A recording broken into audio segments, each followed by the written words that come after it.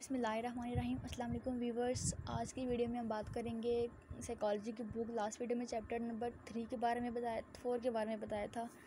आज next chapter की बात करते हैं कि नेक्स्ट कौन सा चैप्टर है जो आपने करना है और उसके कौन कौन से क्वेश्चन और किस तरीके से आपने करने हैं। अगला क्वेश्चन है हमारा चैप्टर नंबर 5 और फिर दोबारा से नाम से ज़्यादा उसके नंबर से ज़्यादा नाम पे फोकस करें। लर्निंग एंड कंडीशनिंग यानी कि आमोजिश एंड मशरूतियत। ठीक है, आमोजिश और मशरूतियत। इस चैप्टर के अंदर एक क्वेश्चन, इस चैप्टर से एक क्वेश्चन लाजमी आता है और सबसे कहा जाए तो हमारी बुक का छोटा चैप्टर यही है।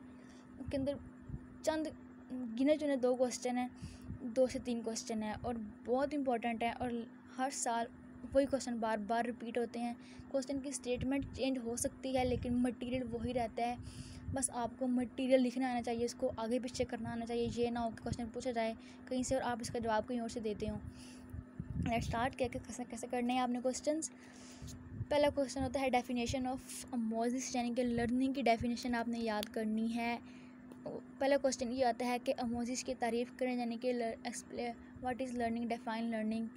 ठीक है, तो आपने पहले लर्निंग की डेफिनेशन करनी है और यहाँ पे कुछ साइकोलॉजिस्ट ने डेफिनेशन इसकी की हुई हैं, आपने उनका भी लिखना है और यहाँ पे एक जनरल डेफिनेशन आपने लिखनी है।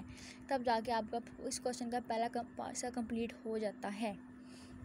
फिर आगे लिखना है आपने इसके अंदर आमोजिश की वजह से पैदा होने वाली 3 तब्दीलियाँ, चेंजेस यानी कि मेंटल, साइकोलॉजिकल और साइकोलॉजी।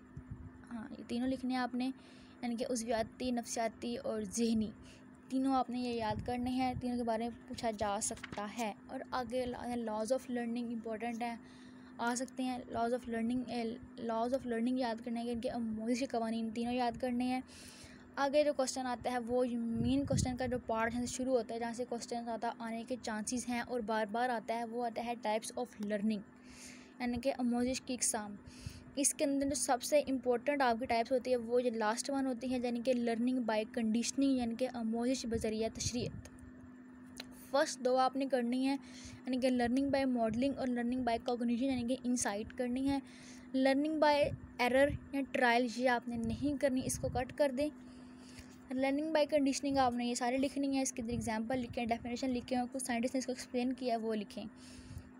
अगर लर्निंग बाय कॉग्निशन यानी कि आमोजिश बज़रिया बसीरत ये लिखनी है आपने और ये ऐसे इसके तजर्बा इसके अंदर लिखा हुआ है और उसकी तारीफ़ें की हैं, इसको काफ़ी ज़्यादा ने एक्सप्लेन किया हुआ है तो वो लिखना है।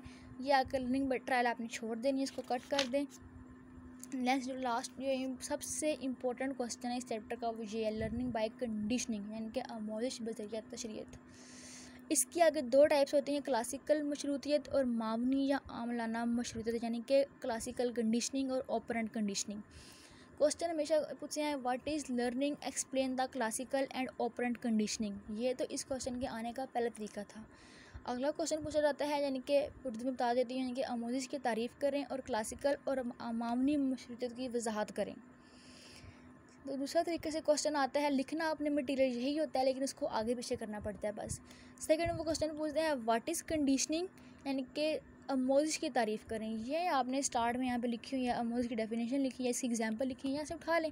बस इसी पैराग्राफ को आप ज़रा हेडिंग बना दें, यहाँ पे लिख दें डेफिनेशन, यहाँ पे लिख दें एग्जांपल, तो यह क्वेश्चन कंप्लीट हो जाएगा आपका। वो पूछते हैं what is conditioning, explain the classical conditioning. जब वो सिर्फ किसी एक को स्पेसिफाई कर दें तो आपने जस्ट एक के बारे में लिखना है, दूसरे को नहीं छेड़ना, यानी कि फिर आपने ओपोनेंट को हाथ नहीं लगाना, आपने जस्ट फिर क्लासिकल के बारे में ही लिखना है। यहाँ पर क्वेश्चन पूछते हैं what is conditioning and explain the classical conditioning, यहाँ पर what is conditioning, explain the opponent conditioning. अलग अलग क्वेश्चनों को पूछ सकते हैं। अगला क्वेश्चन जो पूछते हैं व्हाट इज़ कंडीशनिंग, अभी तक आपने वहाँ से कंडीशनिंग की थी, अब वो यहाँ से पूछेंगे what is classical conditioning and explain with experiment. उसको एक्सपेरिमेंट के साथ लिखें, तो इसका एक्सपेरिमेंट यहाँ भी आ सकता है। अगला जो लास्ट वन क्वेश्चन बनता है वो ये होता है कि what is conditioning, explain the classical conditioning and difference between classical and operant conditioning. Difference जब वो पूछ लेते हैं यानी कि फिर आप ये समझ लें कि इस क्वेश्चन के अंदर 4 या 5 मार्क्स जो से होते हैं, 4 to 5 मार्क्स उन्होंने डिफरेंस के ऊपर लगा दिए हैं। हम डिफरेंस छोड़ देते हैं क्योंकि हमें लगता है कि यार बाकी तो लिख दिए ना, तो उसकी खैर है, यानी कि वो आप 4 नंबर वहाँ पे दाव पे लगा के पहले आ चुके होते हैं आप लोग। अब जो क्वेश्चन आपका चेक हो रहा होता है वो जस्ट 12 मार्क्स का या 10 मार्क्स का चेक होगा, 4 या 5 नंबर उन्होंने पहले अपने डिफरेंस में कटवा चुके हैं आप लोग। तो अब समझ आ गए क्वेश्चन किस तरीके से आने होंगे। तो आप चलते हैं, आपने डेफिनेशन यहाँ से डेफिनेशन याद करनी है, यहाँ से इसकी करना है, आगे इसका एक्सपेरिमेंट भी लिखना है, और इसका एक्सपेरिमेंट के बाद ये फ़्लो चार्ट बना हुआ है, ये लाजमी बनाना है। आगे इसके लॉज ऑफ कंडीशनिंग हम इसको छोड़ देते हैं, लॉज ऑफ कंडीशनिंग लाजमी लिखना है। यहाँ जाके आपकी पहली टाइम जिसे कहते हैं क्लासिकल कंडीशनिंग वहाँ पे कंप्लीट होती है, इस जगह पे आके। नेक्स्ट ऑपरेंट कंडीशनिंग ये लिखना है, इसका आगे एक्सपेरिमेंट लिखा हुआ है वो लिखना है। इसके अंदर ही चीज़ होती है री इन्फोर्समेंट को हमेशा हम ऑपरेंट कंडीशनिंग के अंदर ही एक्सप्लेन करते हैं, इसको अलग से एक्सप्लेन नहीं करना और इसको छोड़ना नहीं है। जब इसको छोड़ देते हैं यानी कि आपने ऑपरेंट कंडीशनिंग का 50% हिस्सा छोड़ दिया है, तो री इन्फोर्समेंट को लाजमी लिखना है। फिर आगे इसकी दर्जाबंदी है ये भी लिखनी है आपने सारी। और यहाँ पे आपका इस जगह पे आके इस पॉइंट पे यानी कि स्पॉन्टेनियस रिकवरी, यानी कि यहाँ पे आके आप कह सकते हैं कि आपने ऑपरेंट कंडीशनिंग को भी एक्सप्लेन कर दिया है। आगे है difference between classical and operant conditioning, यानी कि क्लासिकी और आमलाना मशरूतियत में फ़र्क ये लिखे हुए हैं।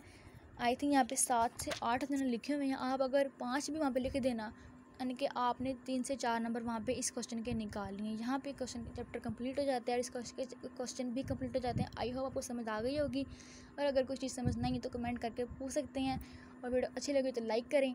और तब तक के लिए अल्लाह हाफिज़, मिलते हैं नेक्स्ट वीडियो में।